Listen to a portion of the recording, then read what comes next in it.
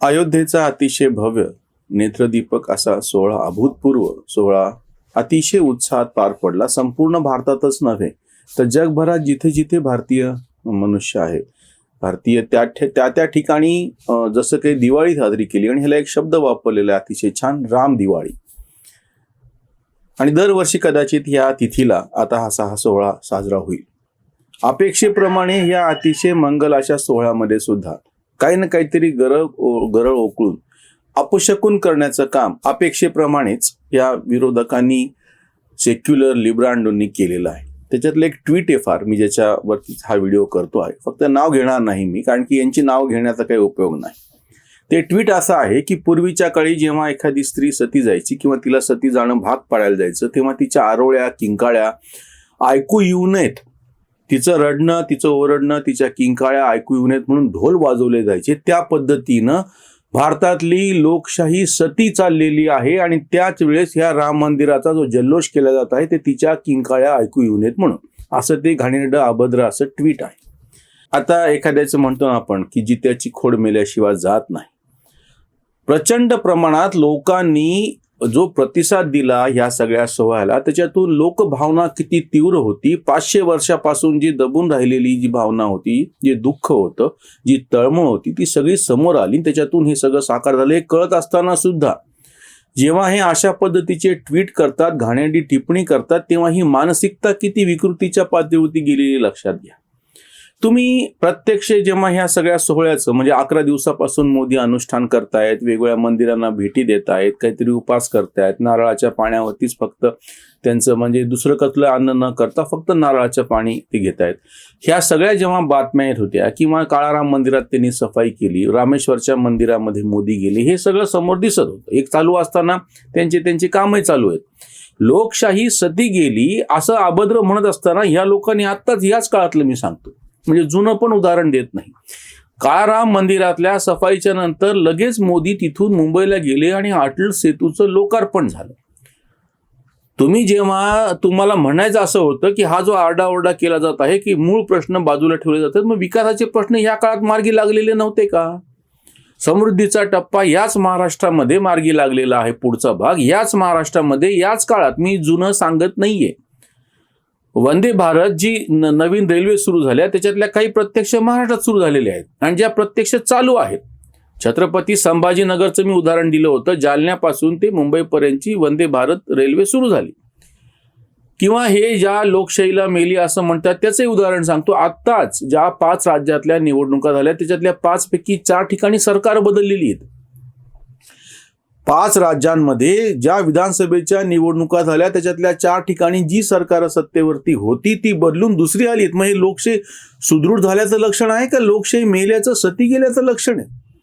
यांची जी ही नकारात्मक विकृतीची जी बुद्धी आहे ना, ती लक्षात घ्या काय. आणि ही खोटारडेपणा आहे. पुन्हा समजा सत्य परिस्थिती अशी असली असती तर देशामध्ये प्रचंड प्रमाणामध्ये अस्वस्थता आहे, बेरोजगारी आहे, हे म्हणतात त्याप्रमाणे महागाई आहे, कुपोषणाने बालकं मरायला लागलेत, आणि ह्या पार्श्वभूमीवरती राम मंदिराचा जयघोष चालू आहे असं जर असलं असतं तर सगळ्यांनी हे मान्य तरी केलं असतं की तुम्ही केलेली टीका योग्य आहे.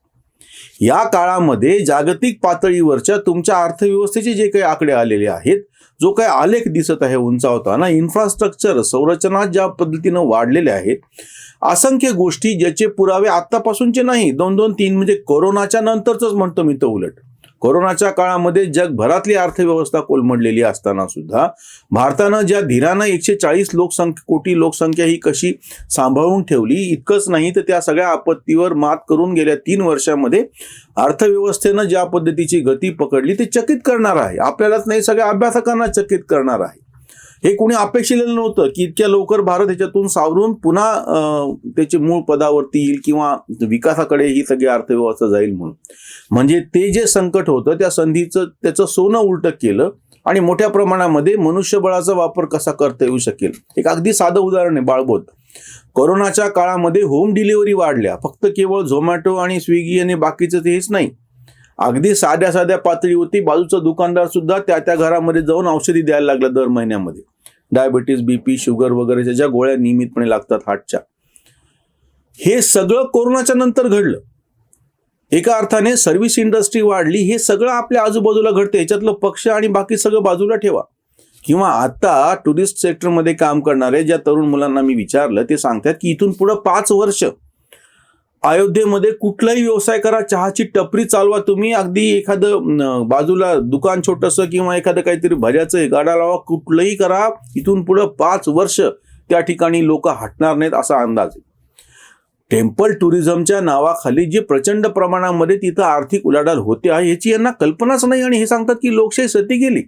म्हणजे प्रत्यक्ष निवडणुका शांतपणे होत आहेत, प्रत्यक्ष इन्फ्रास्ट्रक्चर संरचनांच्या बाबतीमध्ये गती पकडलेली आहे, व्यवसाय सगळे वाढत चाललेले आहेत, जी सगळी बाजारपेठेची जी गती आहे त्याचे आकडे समोर आलेले आहे. मग तुम्ही कशाच्या आधारावरती म्हणता की लोकशाही सती चाललेली आहे?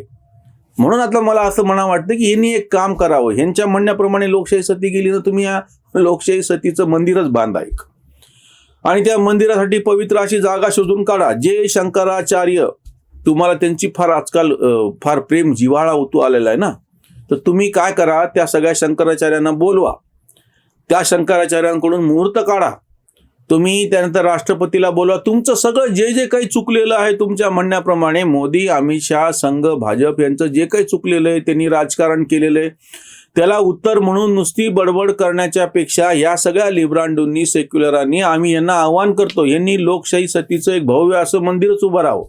लोकशाही सती गेली असं यांचं म्हणणं आहे. यांनी ते मंदिर उभं राहावं, त्या मंदिरासाठी मुहूर्त शोधावा, त्याचं बांधकाम अतिशय भव्य प्रमाणामध्ये कसं करता येऊ शकेल ते पाहावं, ते मंदिराचं काम पूर्ण झाल्यावरती, कळस पूर्ण झाल्याच्या नंतर मग तिथं लोकशाही सतीच्या मूर्तीची प्राणप्रतिष्ठा करावी, शंकराचार्यांना विचारावं, कोणाकोणाला आमंत्रण द्यायचं ते ठरवावं, सगळं तुम्ही ठरवा. तुम्ही प्रत्यक्ष कृतीनं हे तुमचं एक मंदिर उभाच करून दाखवा. हे जे आज बडबड करायलेत ना, आणि हेच कशाला, ज्यांना असं वाटतंय की अयोध्येतलं हे जे राम मंदिर आहे भाजप राजकारण करतो, हो, ते 100% राजकारणच करणार, कारण त्यांनी त्याची किंमत मोजलेली आहे. ते बाजूला ठेवा. आत्ता 2 मुद्दे लगेच समोर आहेत. अयोध्येचं नंतर झाल्याच्या नंतर काशी आणि मथुराचे 2 मुद्दे आहेत, आणि कोर्टामध्ये ते मॅटर आहे. मी ह्या सगळ्या तथाकथित सेक्युलर लिब्रांडोंना आवाहन करतो की तुम्ही घ्या ना हे मुद्दे हातामध्ये. एक मंदिर काँग्रेसनी घ्यावं, काशीचं मंदिर, आणि दुसरं मथुरेचं मंदिर बाकीच्या सगळ्या समाजवादी डाव्या सगळ्या लिब्रांडोंनी घ्यावं. असे 2 मंदिरं यांनी बांधूनच दाखवावीत. यांना इतकी हिंदू हिताची काळजी आहे यांच्या म्हणण्याप्रमाणे. राम सगळ्यांचा आहे, तर कृष्ण पण सगळ्यांचा आहे, शिव पण सगळ्यांचा आहे. आत्ता तातडीनं ह्या सगळ्या लिब्रांडोंनी ही 2 मंदिरं, आणि मी म्हणतोय तसं लोकशाही सतीचं एक मंदिर तिसरं, ते तर सगळ्यांनीच म्हणून बांधावं. हे जे विरोधक आहेत ते, ह्या सगळ्यांनी मिळून अतिशय भव्य असं, खरं तर माझं म्हणणं त्या अयोध्येतच बांधा. ह्या अयोध्येमध्ये जसं त्या मशिदीसाठी 5 एकर जागा दिलेली, तिथे जगातली सगळ्यात भव्य अशी मशीद उभारणार आहेत, तसं तिथंच त्याच ठिकाणी लोकशाही सतीचं पण एक तुम्ही मंदिर बांधा, आणि प्रत्यक्ष ते अंमलामध्ये आणून दाखवा. मी अगदी या महाराष्ट्रातलं उदाहरण तुम्हाला मी सांगतो.